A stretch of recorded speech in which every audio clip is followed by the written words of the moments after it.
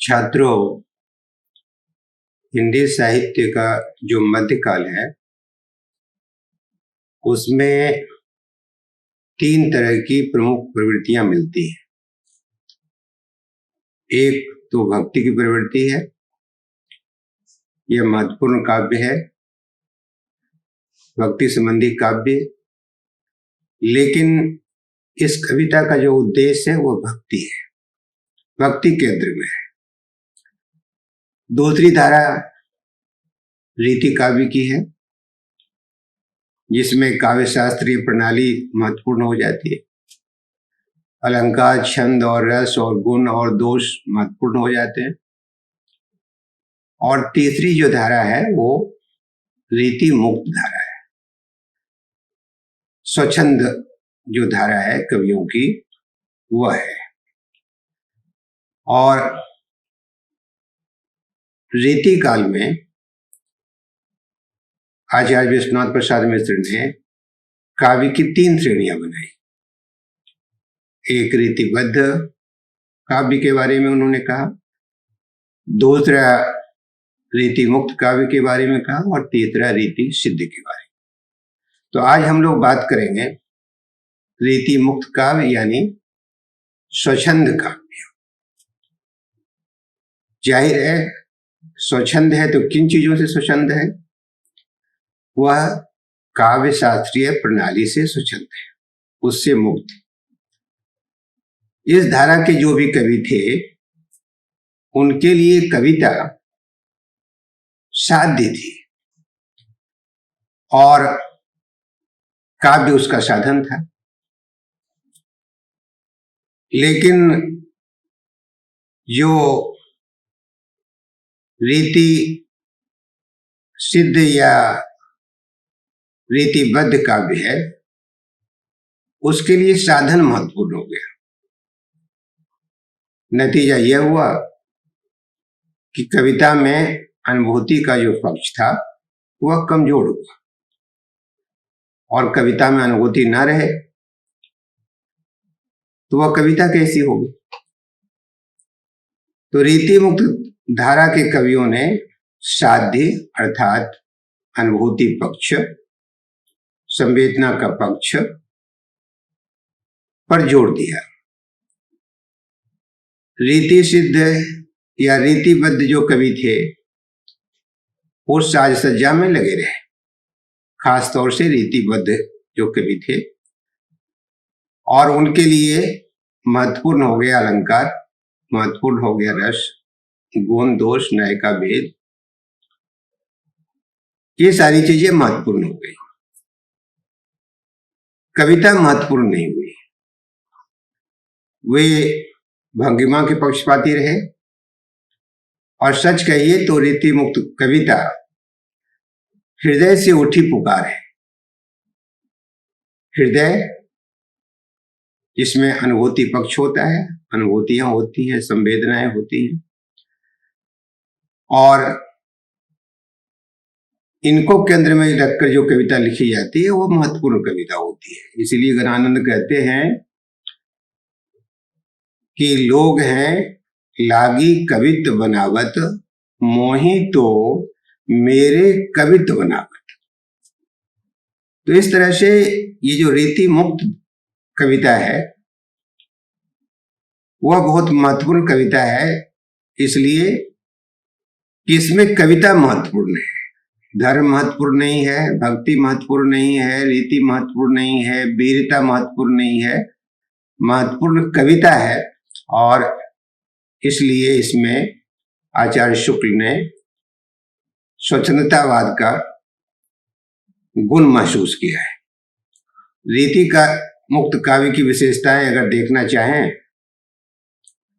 तो ये जो काव्य है वह भाव भावित काव्य है, भावों से भरा हुआ काव्य है, जिसमें अनुभूतियों की प्रधानता है।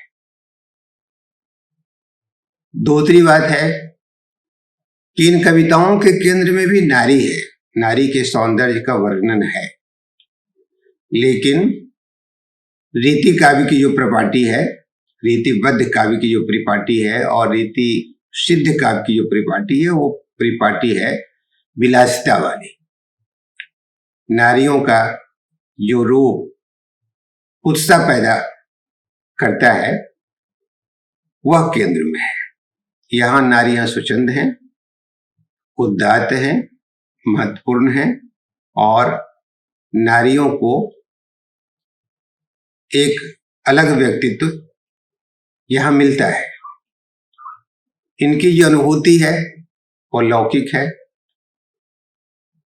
लौकिक इसलिए कि लोक से संबंधित जो चीजें हैं उन चीजों की अभिव्यक्ति ये कवि करते हैं। भक्ति काल में जो अलौकिक सत्ता थी वो बहुत महत्वपूर्ण थी, लेकिन इस काव्य में जो लौकिक सत्ता है, जो सांसारिक सत्ता है, वह महत्वपूर्ण है। चौथी बात है कि यहां भी श्रृंगार है, लेकिन उदात्त श्रृंगार है। खास तौर से वियोग श्रृंगार का बहुत वर्णन है। रीतिबद्ध कविता में संयोग श्रृंगार का बाहुल्य है और रीति मुक्त धारा में वियोग श्रृंगार मुख्य है। विरह वेदना की गहराई है, विषाद है, करुणा है। अब जानते हैं करुणा बहुत महत्वपूर्ण भाव है जीवन के लिए भी और संसार के लिए भी, मनुष्य को समझने के लिए भी।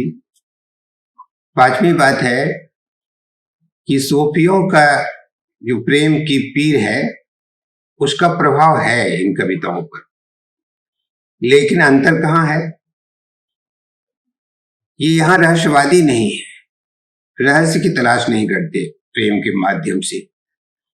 उन्हें लौकिकता में भरोसा है, संसार में भरोसा है। जो प्रकृति है, रीतिबद्ध जो कविताएं हैं उसमें उद्दीपन रूप है, लेकिन यहां पर उद्दीपन भी है और आलंबन रूप में भी प्रकृति का वर्णन है। सभी छंदों का प्रयोग हुआ है। काव्य शास्त्र में भी पटु हैं और भाषा ब्रज भाषा है। कह सकते हैं कि जो कवि हैं उनके लिए अनुभूतियां तो महत्वपूर्ण हैं ही, लेकिन उन्हें काव्य शास्त्र का भी ज्ञान है। ऐसा नहीं है कि काव्य शास्त्र समझते नहीं है, काव्य की प्रणाली समझते नहीं है, अलंकार छंद और गुण समझते नहीं है, उसमें निपुण हैं, पटु हैं और उनके द्वारा अपनी कविताओं को बहुत ही ताकत के साथ उन्होंने व्यक्त किया है। जो कवि हैं और कवियों की जो रचनाएं हैं, एक आलम कवि हैं माधवा नल काम कंदला। उनकी कृति है आलम केली है, श्याम स्नेही है, सुदामा चरित है। 4 पुस्तक है इनकी। ठाकुर हैं तो ठाकुर ठशक, ठाकुर शतक। तीसरे जो कवि हैं घनानंद, बहुत महत्वपूर्ण कवि हैं। रीति मुक्त धारा के सबसे महत्वपूर्ण कवि घनानंद, और इनकी कई किताबें हैं। वो पहले एक राजा के दरबार में थे, बाद में उन्होंने दरबार छोड़ा और आम जनता की भावनाएं व्यक्त वो करने लगे। भक्ति में भी उन्होंने रुचि ली। उनकी पुस्तक है सुजान हित, इश्क लता, वियोग वेली, प्रीति प्रवास, यमुना यश, वृंदावन सत, प्रेम पत्रिका, सरस वसंत, पदावली। नाम से ही आप समझ रहे होंगे कि भक्ति संबंधी कविताएं भी इन्होंने लिखी हैं और प्रेम संबंधी कविताएं भी लिखी हैं, खास तौर से वियोग से संबंधित। एक बोधा कवि हैं विरह वारिस, उनकी कृति है विरही सुभान दंपति विलास, उनकी किताब है। और अंत में द्विजदेव हैं श्रृंगार लतिका और श्रृंगार बतीसी, ये किताब है। तो कविगण कम है। स्वतंत्रतावाद के जो कवि है, स्वतंत्र कविता से जुड़ी हुई जो कवि है, उनकी संख्या कम है। सबसे ज्यादा जो संख्या है रीति काल में कवियों की, वो रीतिबद्ध कवि हैं। और रीतिबद्ध कविताओं के बारे में हम लोगों ने बातचीत की है, उसको समझने का प्रयास किया है। और यहाँ हम लोगों ने जो रीति मुक्त धारा का जो काव्य है उसको जानने का प्रयास किया, समझने का प्रयास किया। आगे जब कवियों का जिक्र होगा तो गणानंद के बारे में जब विस्तार से हम लोग चर्चा करेंगे तो और भी रीति मुक्त की धारा की जो कविता है उसको जानेंगे, पहचानेंगे। आप सब लोग जुड़े हुए हैं, हम लोगों का मनोबल बहुत ऊंचा हो रहा है। आप लगातार रुचि ले रहे हैं, वीडियो देख रहे हैं, अपनी राय दे रहे हैं। आप सबों को धन्यवाद। आप जुड़े रहें, सब्सक्राइब करें और हम लोगों का उत्साहवर्धन करें। एक बार पुनः धन्यवाद, बहुत बहुत धन्यवाद।